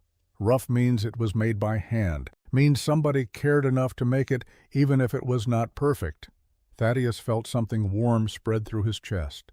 Pride, maybe, or just the simple pleasure of making something that mattered to someone. "You can keep it," he said. "Really, really." She clutched the horse to her chest, smiled, the first real smile he had seen since she arrived. "I am going to name her," Rosie said. "Her? It is a girl horse, I can tell. How? Because she looks brave, like she ran a long way and did not give up. Thaddeus had to look away. His eyes burned. Damn smoke from the stove. What are you going to name her? He asked. Rosie thought for a moment. Promise, because you kept yours. He could not speak, could not find words big enough to hold what he felt, so he just nodded, turned away, pretended to be very interested in making coffee. At 8, someone knocked on the door, soft, almost apologetic. Thaddeus looked through the gap in the boards. A boy stood outside, tall for his age, maybe 14, skinny in the way boys get when they grow faster than they can fill out. He held a bundle of wood boards under one arm. Lucas Webb, the blacksmith's apprentice. Good kid. Worked hard. Kept his head down and his hands busy. Thaddeus opened the door. Mr. Morrow, Lucas shifted the boards. Ma sent me. Said you needed help fixing windows. Your mother sent you. She and the other ladies. They are all coming. Bringing supplies. Food, nails, whatever you need. As if summoned, the widows appeared, one by one, carrying baskets and boards and the determination of women who had decided fear was a luxury they could no longer afford. For the next 3 hours, they worked. Margaret and Violet measured and cut boards. Constance and Beth cooked stew over Thaddeus's stove. Esther organized supplies with the efficiency of a general deploying troops. And Lucas hammered nails with the enthusiasm of a boy who had been waiting his whole life for something important to do. Rosie watched from the corner, not hiding, just observing. The way a child watches adults to learn how the world works. Lucas noticed her, set down his hammer, crossed the shop to where she sat. "Hi," he said. Rosie looked up, said nothing. "I am Lucas, Lucas Webb. My pa was the blacksmith before he died." Still nothing. Lucas sat down on the floor beside her, not too close, respecting her space. "Ma said you have been through something bad. Said you might not want to talk. That is okay. I do not talk much either."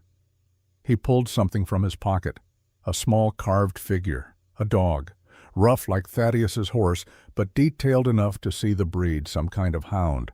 "I made this," Lucas said. "Pa taught me to carve before he got sick. Said working with your hands helps when your head gets too loud." Rosie reached out, touched the carving, gentle. "You can hold it if you want," Lucas said. She picked it up, examined it the way she had examined the horse, like she was looking for something specific, some sign of the person who made it. "It is good," she whispered, her first words to someone other than Thaddeus or Esther, small but significant. Lucas grinned. "Thanks. I got a whole bunch at home. Dogs mostly. A few horses. One cat that looks more like a rat, but Ma says it has character." Rosie almost smiled. "I have a horse. Mr. Morrow made it. Can I see?" She showed him promise. The rough edges, the simple lines, the love carved into every stroke. "That is really good," Lucas said. "Better than mine." "No, yours is better, but I like mine more." "Because Mr. Morrow made it for you?" She nodded. They sat in comfortable silence. Two children who understood loss better than most adults, who knew that sometimes words were not as important as presence. After a while, Lucas said, "You want to help me nail boards?" Rosie looked uncertain. "I do not know how." "I will teach you. It is easy. You just hold the nail steady and hit it straight. Pa said if you can hold a nail, you can build anything. Your pa sounds smart." He was. Before the sickness took him. My papa died too. I know. Ma told me. Said it was not fair.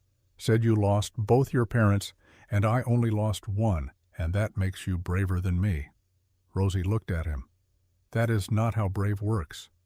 "How does it work? Brave is when you are scared, but you keep going. Like right now. You are here helping, even though Uncle Darius might hurt you for it. That is brave." Lucas considered this. "You are here too, even though you are more scared than me, so I guess we are both brave." "I guess so." They stood. Lucas handed her a hammer, showed her how to hold it, how to tap the nail gently at first to set it, then hit harder to drive it home. Rosie's first swing missed. The nail bent. Lucas straightened it, Try again. Her second swing connected. The nail went in a 1/4 inch. Good, now keep going. Same spot, same strength. She hit it again, and again. By the 5th swing, the nail was flush with the wood. Rosie looked at her work, at the nail she had driven herself, at proof she could build something instead of just watching things break. "I did it," she said. "You did. Now we only have about 50 more to go." She laughed, small, quiet, but real. Thaddeus heard it from across the room, stopped what he was doing, just listened to the sound of a child laughing for the first time in months. Esther came and stood beside him. "That boy is good for her," she said. "He is. Wish I had thought to find her a friend." "You did find her a friend, you. But children need other children too, need to remember what being a child feels like. She has been through too much to be a child. All the more reason to let her try." They worked until noon. The windows were boarded, the shop was secure, and Rosie had driven 23 nails, with Lucas cheering every single one. When the widows packed up to leave, Lucas lingered. "Mr. Morrow," he said, "can I come back tomorrow, help more, if your mother allows it?" "She will. She says what you are doing matters, says men like you are why she still believes in people." Thaddeus did not know what to say to that, did not know how to tell this boy that he was not worthy of that kind of faith, that he had been a drunk for 18 months, that he had failed everyone who ever counted on him. But maybe that was the point. Maybe faith was not about being worthy. Maybe it was about trying anyway. "Tomorrow then," Thaddeus said. Lucas left with the widows. The shop fell quiet again. Rosie came and sat beside Thaddeus at the workbench. She still held her carved horse. "I like Lucas," she said. "He seems like a good kid." "He said I was brave." "You are. I do not feel brave. Brave people never do. They just fake it until it is real." She leaned against him. He put his arm around her shoulders. "Mr. Morrow." "Yeah. How many more days?" 7. Until Christmas." "What happens on Christmas?" "Sheriff comes back. With deputies probably. And a court order. And we either have enough evidence to stop them, or we do not. And if we do not..." Thaddeus did not answer right away. Could not. The truth was too heavy to say out loud. If they did not have enough evidence, Rosie went back to Darius. Back to the whip and the locked room and the slow death of spirit that came from knowing nobody was coming to save you. Unless Thaddeus ran, took her, and disappeared into the territories, changed their names, became criminals fleeing justice to protect a child the law said belonged to someone else. He had thought about it. Late at night, when promises felt like chains and freedom looked like the easy choice, but running meant the widows faced Darius alone, meant Morrison stayed on the bench, meant the next Frank Brennan died, and the next Rosie suffered, and nothing changed except the names. "If we do not have enough," Thaddeus said finally, "then we make enough, whatever it takes, even if it is dangerous, especially then." That afternoon, Pastor Jeremiah Holt came to the shop, 68 years old, white beard down to his chest, eyes that had seen too many funerals and not enough weddings. He carried a worn Bible under one arm and a leather satchel under the other. "Thaddeus," he said, "may I come in, Pastor?" Thaddeus opened the door. Holt entered, looked around at the boarded windows, the evidence spread across the workbench, the child sitting in the corner who should have been in school learning arithmetic instead of surviving attempted murder. "I heard about the attack," Holt said. "I am sorry I was not here to help. You are here now." Holt set his Bible and satchel on the workbench, opened the satchel, pulled out a document. "I have something you need," he said. "Frank Brennan's will. The real one." Thaddeus took the document, read it, felt his heart rate spike. Last will and testament of Franklin James Brennan, dated September 3, 1887, 6 weeks before the fire. "In the event of my death, I hereby name Thaddeus James Morrow as legal guardian of my daughter, Rosalie Margaret Brennan. All property assets and land holdings to be held in trust for Rosalie until she reaches the age of 18, with Thaddeus Morrow serving as executor. Witnessed by Pastor Jeremiah Holt and County Clerk Thomas Whitmore, Helena, Montana Territory. Properly notarized, legally binding. Thaddeus looked up at Holt. "Why are you giving this to me now?" "Because I was a coward for 2 months. Because Judge Morrison threatened to burn my church if I testified to its validity. Because I chose my building over a child's life." Holt sat down heavily. He looked older than 68. Looked like a man carrying weight that bent his spine. "I married Frank and Lily," he said. "Baptized Rosalie when she was 3 days old. I watched that family grow. Watched Frank build his life with honest work and love. And when Morrison came to me with threats, I folded like paper. Morrison knows about this will. He declared it invalid, said the notarization was forged, said I had no authority to witness legal documents. But you do? I do. Montana Territory law allows clergy to witness wills, has since 1872. Morrison knows this, but he also knows I was too scared to fight him." "What changed?" Holt looked at Rosie.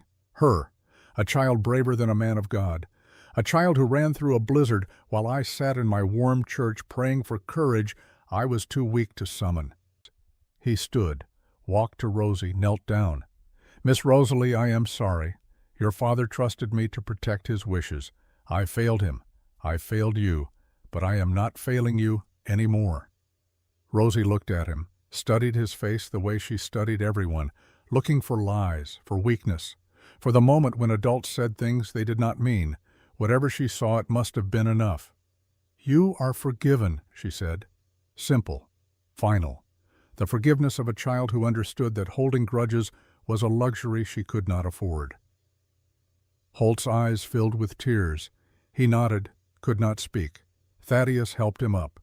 "Pastor, if you testify to this will's validity, Morrison will come after you. Let him. I am 68 years old. I have buried 3 wives and more friends than I can count. I have stood at gravesides and said words over good people taken too soon while bad people lived too long. I am tired of being afraid, tired of watching injustice win because good men stay silent." He picked up his Bible. "Sunday service. We present everything, the evidence, the will, Rosalie's testimony, in front of the whole town, in the house of God where lies are supposed to fear truth. Morrison will be there. He never misses, sits front row, makes a show of piety. Let him show his piety when a child shows her scars." It was a good plan, maybe their only plan, but it gave Thaddeus 3 days to prepare, 3 days to make sure Rosie was ready, 3 days to find Frank if he was alive or prove he was dead if he was not. 3 days to become the detective he used to be. "Thank you, Pastor," Thaddeus said. Holt shook his hand. "Do not thank me yet. We have not won anything. We have just picked a side. Sometimes that is all you can do. Sometimes that is all that matters." After Holt left, Thaddeus sat Rosie down. "We need to talk about Sunday," he said. "I know. I have to tell everyone what Uncle Darius did. You do not have to. If you are not ready, we find another way. There is no other way. You know that." She was right. Without her testimony, the evidence was circumstantial. Without her voice, she was just another number in Morrison's ledger. "It will be hard," Thaddeus said. 200 people staring at you. Morrison trying to make you look like a liar. Darius sitting there knowing what you are about to say. I know. Are you sure you can do it? Rosie picked up her carved horse, held it tight. Papa used to say, the truth does not care if you are ready for it. The truth just is. And speaking it is the only way to be free. Your papa was right. Will you be there when I talk, right beside you, the whole time? Then I can do it. That night, Thaddeus and Rosie walked to the Methodist church, not for Sunday service, just for quiet, for a place to pray or think or sit in the dark with questions that had no good answers. The church was empty, cold, the kind of cold that seeped into bones and made you question whether spring would ever come. Pastor Holt had left candles burning, small lights against vast darkness. Thaddeus and Rosie sat in a pew near the front, the same pew where Frank and Lily had sat every Sunday, where they had held baby Rosalie and sung hymns and believed probably that goodness would protect them. It had not. Rosie knelt, folded her hands the way her mother had taught her, closed her eyes. Thaddeus had not prayed in 2 years, not since Jane died, not since he stood at her grave and asked God why, and got nothing but silence. But he knelt beside Rosie anyway, closed his eyes anyway, and listened to the silence that might have been God or might have been just empty space where God used to be.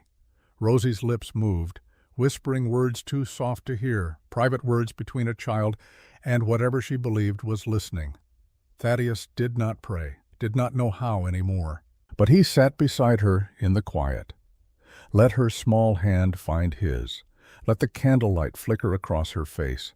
And in the silence, something shifted. Not faith exactly, not belief, but maybe the beginning of both. The faint possibility that some promises were bigger than the people who made them, that some fights were worth losing, that some children were worth saving even if it cost you everything. After a long time, Rosie opened her eyes. "Did you pray?" she asked. "No." "Why not?" "Because I am not sure anyone is listening." "I am listening." The words hit him like a fist to the chest. "You are not God, Rosie." "No, but I am here, and I am listening, and maybe that is enough." Maybe it was. They sat in the church until the candles burned low, until the cold became too much even for stubbornness. Then they walked back to the shop, hand in hand, two people who had found each other in the dark and decided to keep walking toward whatever light they could make. Day 5 of 10. 5 days left. And somewhere in the darkness, Darius Klein was counting down the hours until he could take back what he believed was his. But Thaddeus Morrow was counting too, counting nails driven, evidence gathered, promises kept, counting the small victories that might add up to something bigger, counting on a child's voice to speak truth loud enough to shatter lies. The war was coming, but for tonight, in a boarded-up shop with broken windows and a child who still believed in horses named Promise, there was peace, fragile, temporary, but real. And sometimes that was all you needed to make it to tomorrow. December 21st arrived with news that changed everything. A telegram came at dawn, delivered by a boy too young to understand what the words meant, too innocent to know he carried the death of hope in his cold hands. Thaddeus opened it with fingers that shook from more than just the cold. Appeal denied. Stop. No federal jurisdiction. Stop. Guardianship stands. Stop. Judge Ambrose Morrison, Territorial Supreme Court. He read it twice, 3 times. The words did not change. Rosie watched from the workbench where she had been helping Lucas sort nails. Her face went pale. "What does it mean?" she asked. "It means Morrison blocked the appeal. He is the one deciding your fate." "But he cannot do that, can he?" Thaddeus crumpled the telegram. He just did. Lucas set down his hammer. "My ma says Morrison is getting appointed to the Supreme Court in January. Says he has friends in Helena who owe him favors." "What kind of favors?" Thaddeus asked. "The kind you give a man who makes problems disappear." Esther arrived an hour later. She carried a newspaper under her arm. Her face was grim. "Have you seen this?" She spread the Montana Gazette across the workbench. The headline read, "Judge Ambrose Morrison appointed to Territorial Supreme Court." Below it, a photograph of Morrison shaking hands with the president of Montana Northern Railway. "He is not just corrupt," Esther said. "He is the center of everything." She pulled out her husband's ledger, the one Arthur had kept when he clerked for Morrison, opened it to pages she had marked with ribbon. "I went through this again last night, really looked at the numbers. Arthur documented every transaction that crossed Morrison's desk for 3 years. Look at this." She pointed to an entry dated June 1884. "Redemption Holdings, LLC, formed. Partners A, Morrison 60%, D, Klein 30%, R. Taggart 10%. "Morrison owns the shell company," Thaddeus said. "He owns everything. Darius is just the enforcer. Taggart provides cover, but Morrison decides who lives and who dies.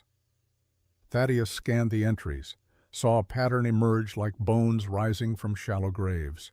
Morrison identified land parcels along the proposed railway route. Darius approached owners with offers. If they refused, accidents happened. Morrison signed death certificates and insurance claims. Land went to auction. Redemption Holdings bought it cheap, sold it to the railroad for 10 times the price. 6 men dead, $127,000 profit. And Frank Brennan was supposed to be number 7. Why did Morrison grant Darius guardianship of Rosie? Thaddeus asked. If Frank is dead, the land goes to her anyway. Not if she dies too, Esther said quietly. Look at this. She showed him another document, an insurance policy, taken out on Rosalie Brennan 3 weeks after the fire. Beneficiary, Darius Klein. Payout $15,000. If Rosie dies before she turns 18, Darius collects. Then the land goes to auction as unclaimed property. Morrison's company buys it. Everybody wins except the child in the grave. Thaddeus felt ice water fill his veins. They were not just trying to take Rosie back. They were planning to kill her. Lucas had gone pale. They would murder a kid for $15,000. They have murdered 6 men for $127,000, Esther said.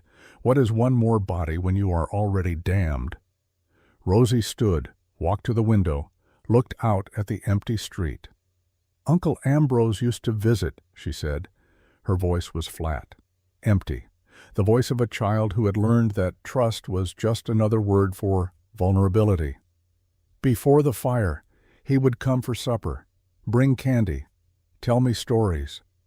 She turned to face them. He was my godfather too, not just Mr. Morrow. Both of them promised Papa they would protect me. The betrayal in her voice was worse than any scream. Thaddeus crossed to her, knelt down. Rosie, I am sorry. Why are you sorry? You kept your promise. He broke his. I should have been there, should have checked on you after your parents died, should have questioned the closed coffin.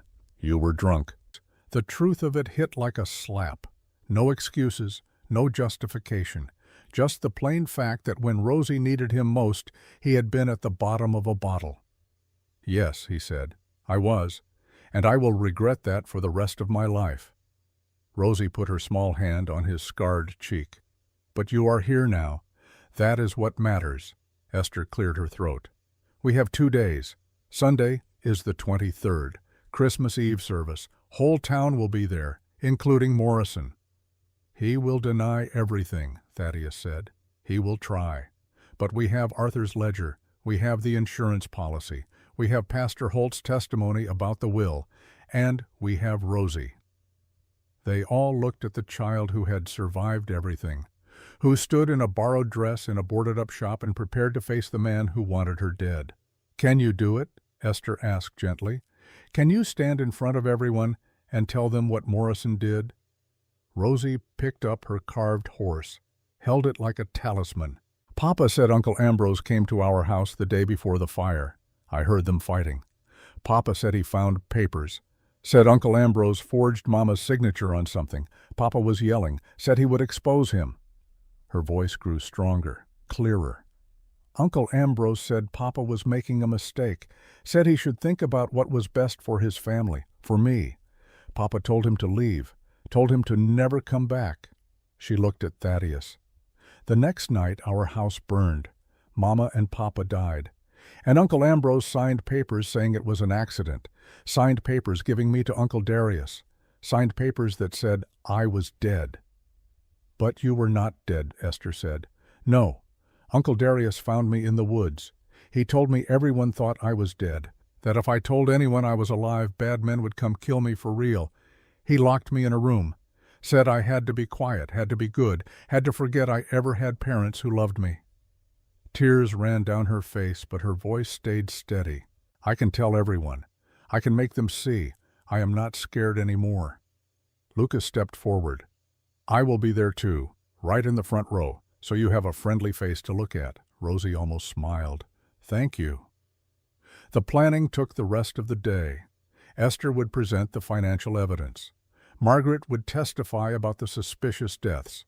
Pastor Holt would authenticate Frank's will, and Rosie would tell her story. Simple, direct, undeniable. But it required Rosie to relive the worst moments of her life in front of 200 people, required her to look at Morrison and Darius and speak truth to the men who had destroyed her world. That night, Thaddeus and Rosie sat on the church steps under a sky so clear the stars looked close enough to touch. "Do you think Papa is watching?" Rosie asked. "I think if anyone is watching, it is him." "Do you think he's proud?" Thaddeus pulled her close. "I think he is grateful. I think he trusted me with the most important thing in his life. And I think he knew somehow that I would wake up when you needed me." "Are you scared for Sunday?" "Terrified." "Me too." They sat in silence. The kind of silence that held more than words ever could. Two people who had found each other in the wreckage and decided to build something from the broken pieces. "Mr. Morrow," Rosie's voice was barely a whisper. "Yeah, if I die, will you remember me?" His throat closed. "You are not going to die." "But if I do, will you?" He turned her to face him, looked into her eyes, one still faintly bruised, but both open now, both seeing. "Rosie, I remember everyone I have ever loved. Clara, Jane, your papa, they live in here." He touched his chest. "And you live there too. You already do, and nothing Morrison or Darius does can change that. Promise, promise." She leaned against him.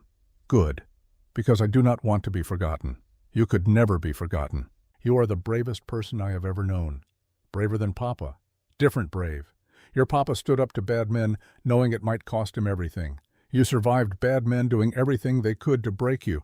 That is a different kind of courage, but just as real." They sat until the cold drove them inside, until the stars began to fade and the world prepared for another day of counting down to Christmas. 5 days left, then 4, then 3. And on the third day, December 23, 1887, the people of Redemption Falls gathered in the Methodist Church for Christmas Eve service. The church bells rang at 6. Thaddeus stood outside with Rosie watching people arrive. Farmers and shopkeepers and families dressed in their Sunday best, children excited for Christmas, parents pretending the world was safe and good and predictable. None of them knew what was about to happen. Esther arrived with the other widows. They carried their evidence in wicker baskets like women bringing food for a potluck, innocent, unthreatening. Lucas came with his mother. He waved at Rosie. She waved back. Then Morrison arrived.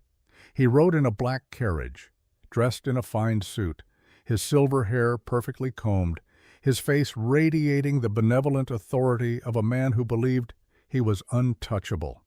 Behind him, in a separate wagon, came Darius. He looked older than Thaddeus remembered, thinner, worn down by something that went deeper than years. His eyes found Rosie, held her gaze for 3 long seconds. She did not look away. Morrison entered the church, took his usual seat in the front row, the place of honor reserved for the town's most respected citizen. Darius sat in the back, near the door, escape route visible, old Pinkerton habits dying hard. Thaddeus and Rosie entered last. They sat in the middle, surrounded by the widows, protected by women who had decided that silence was no longer an option. Pastor Holt began the service with a prayer, then a hymn, Silent Night. The congregation sang, voices rising in the cold air, beautiful and fragile and unaware of what was coming. When the hymn ended, Holt did not begin his sermon. Instead, he looked directly at Morrison. "Before we celebrate the birth of our Savior," Holt said, "we must address a darkness in our midst, a sin that has been hidden too long, a wrong that demands reckoning." Morrison's face remained calm, but his hands gripped the pew in front of him. "For 3 years," Holt continued, "men in this town have died. Good men, fathers, husbands. We were told these deaths were accidents, acts of God, but they were not." Murmurs rippled through the congregation. Esther stood, walked to the front, set her basket on the altar. "My husband Arthur kept records," she said. her voice carried to the back of the church. He documented every questionable transaction that crossed Judge Morrison's desk, every suspicious death, every land transfer that followed tragedy. She pulled out the ledger, held it up. 6 men, 6 accidents, 6 land parcels that ended up in the hands of Redemption Holdings, a company owned by Judge Morrison Darius Klein and Sheriff Taggart. Morrison stood. "This is outrageous. I will not sit here and be slandered." "Then leave," Esther said. "But we will speak truth whether you are here or not." Morrison sat back down, trapped by his own pride. Leaving would look like guilt. Margaret stood next. "My husband Thomas died falling from a grain silo. The ladder rungs were filed thin. Someone wanted him to fall." Constance stood. "My husband drowned in 2 feet of water. He was a swimmer. Someone held him down." One by one the widows stood. One by one they named their dead, named the lies they were told, named the man who signed every death certificate, Ambrose Morrison. The congregation was silent, shocked. 200 people realizing they had been blind to murder happening in their midst. Then Pastor Holt stood. "I have a document," he said, "a legal will, written by Frank Brennan 6 weeks before he died. It names Thaddeus Morrow as guardian of his daughter Rosalie. It was properly witnessed, properly notarized, and declared invalid by Judge Morrison without cause." He held up the will. "This is proof that Morrison knew Frank suspected something, proof that Frank tried to protect his daughter from exactly what happened." Morrison's face had gone pale. "That will is a forgery." "It is not. And I am willing to testify to its authenticity in any court that will hear me." Darius stood. All eyes turned to him. "Judge Morrison is right," Darius said. The widows gasped. Thaddeus felt his heart sink. But then Darius continued, "He is right that we are guilty, all of us. Morrison formed the company. I acquired the land. Taggart covered our tracks. We killed 6 men. We burned Frank Brennan's house with him and his wife inside. We took Rosalie and told the world she was dead." Morrison's face went from pale to red. "Shut up, Darius." "No, I am done shutting up. Done letting you pull my strings. You owned my debt. You owned my grief. You made me into a killer. But I am not killing a child. Not for you.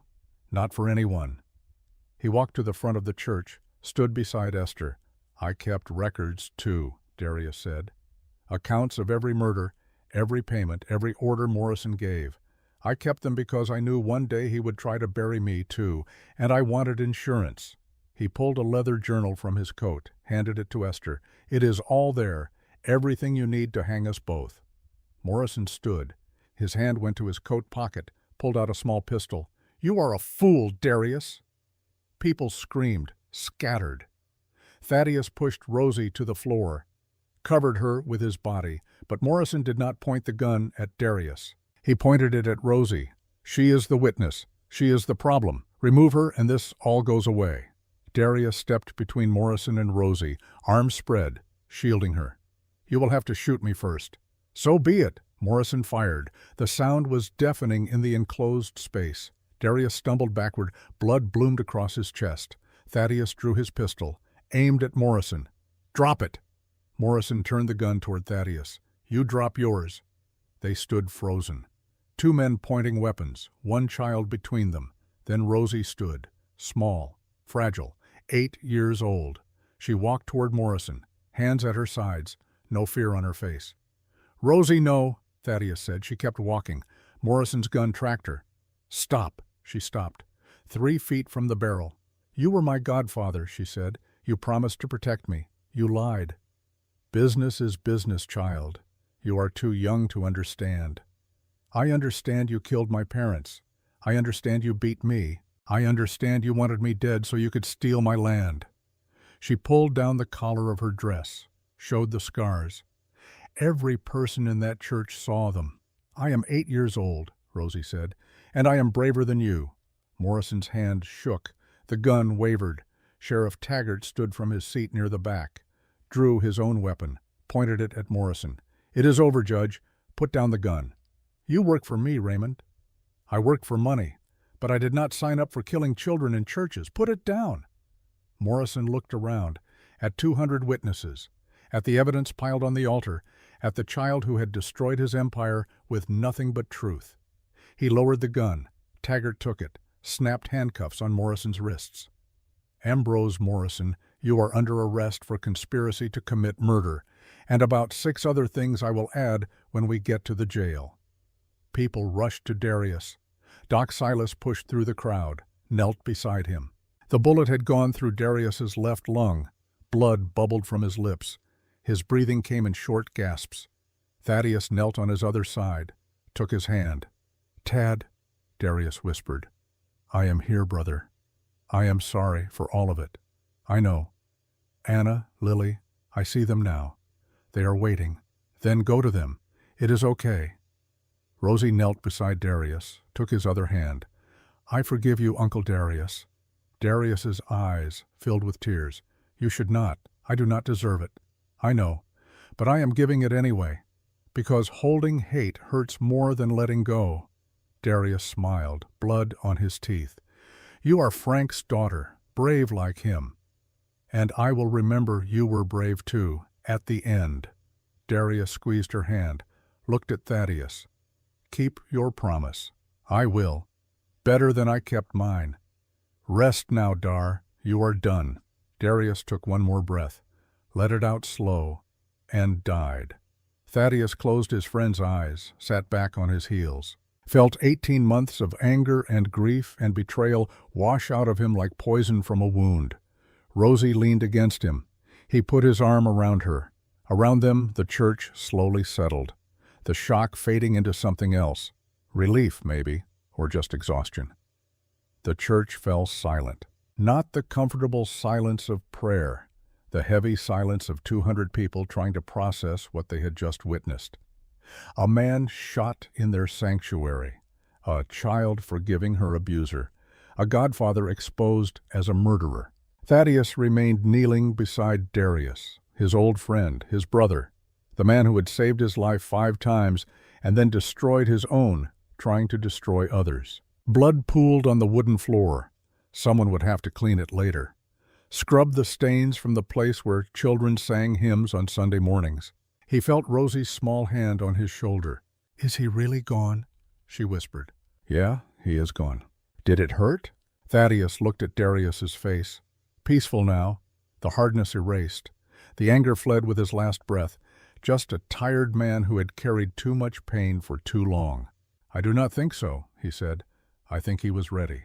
Rosie knelt beside him, touched Darius's hand, the same hand that had beaten her, that had locked her in dark rooms, that had made her believe she deserved suffering. "I am glad I forgave him," she said, "before he died. I am glad he knew." He knew, and it mattered to him more than anything else at the end. Doc Silas approached with a blanket, covered Darius's body with gentle hands. The doctor had seen too many deaths, had learned to treat corpses with the same dignity he gave the living. "I will make arrangements," Silas said quietly. "He will be buried proper. Whatever he did, he died trying to make it right." Lucas appeared at Rosie's side, did not say anything, just stood there, present, the way good friends are when words fail. Rosie took his hand. "Thank you for being here." "Always," Lucas said. Simple, true. Margaret and Constance helped Esther to her feet. The widow leader looked older suddenly, the weight of 3 years of investigation and fear and fighting finally showing on her face. "Is it over?" Margaret asked. Esther looked at Morrison, still handcuffed, still standing with Sheriff Taggart's gun trained on him, still calculating his next move even as his empire crumbled. "Not yet," Esther said, "but soon." Morrison stood silent, watching Darius's covered body, watching the people who had been his congregation turn their backs on him one by one. His face showed nothing. No remorse, no fear, just the blank mask of a man who believed he had done what was necessary, who believed the ends justified the means, who would go to his grave believing he was right. Taggart tightened his grip on Morrison's arm. "Anything to say, Judge?" Morrison looked at Rosie, really looked at her. This 8-year-old child who had survived everything he and Darius had done, who stood in a borrowed dress with scars on her back and forgiveness on her lips. "You should have stayed dead," Morrison said. Flat, matter of fact. "Would have been easier for everyone." Rosie met his eyes, did not flinch. "Easier is not the same as right," she said. "Mama taught me that." Morrison's jaw tightened. The first crack in his composure. "Your mother was a fool, your father was a fool. They chose principle over profit. Look where it got them." "It got them buried with honor," Thaddeus said. Standing now, hand on Rosie's shoulder. "You will be buried in shame. History will remember them as victims.